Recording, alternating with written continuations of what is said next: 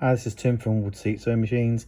It's about cutter block, the older type of cutter block. If you're having issues with the tail ends of thread inside the machine, or the top thread becomes too short and it unthreads itself after it's cut. Also, not picking up the lower thread once it's made the cut and starts sewing.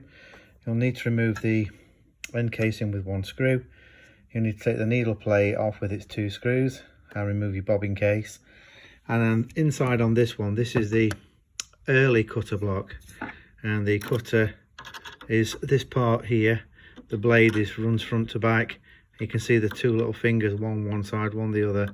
These fold forward, grab the threads, pull them back over the blade and cut them.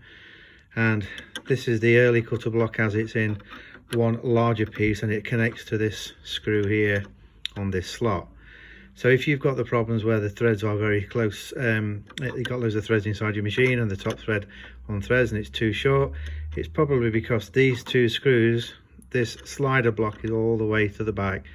So what you need to do is undo both screws, slide this base plate as far back as you can get it. You can see the tags all the way to the back on this one, and then position your cutter.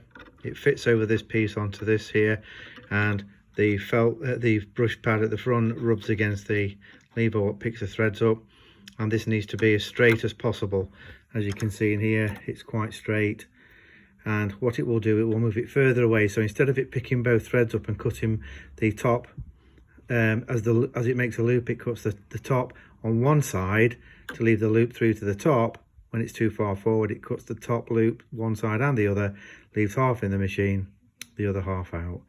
Once you've adjusted it and slid this to the back, then obviously replace your bobbin case and your needle plate. Obviously do the needle plate first, put the bobbin case in last, and make sure that the white dot and the arrow line up on the bobbin case, and reassemble the machine and test it on some B's or A's or something like that and see what the tail length is. You'll probably find it's probably about just under ½ an inch, something like that, which is fine. That then should cure that issue. If you're having the problem where it's not picking up the bottom thread after it's cut, usually it's the bobbin case and people using pre-wound bobbins. The pre-wound bobbin thread is quite thick sometimes because it's usually used on the sewing and embroidery machines. So on the embroidery only, it becomes very tight and the lower thread is way too tight, and when it cuts the lower thread, it flips the little cotton thread out from behind the brush here. So when it starts to sew, it misses, does about 6 or 7 stitches, then picks up.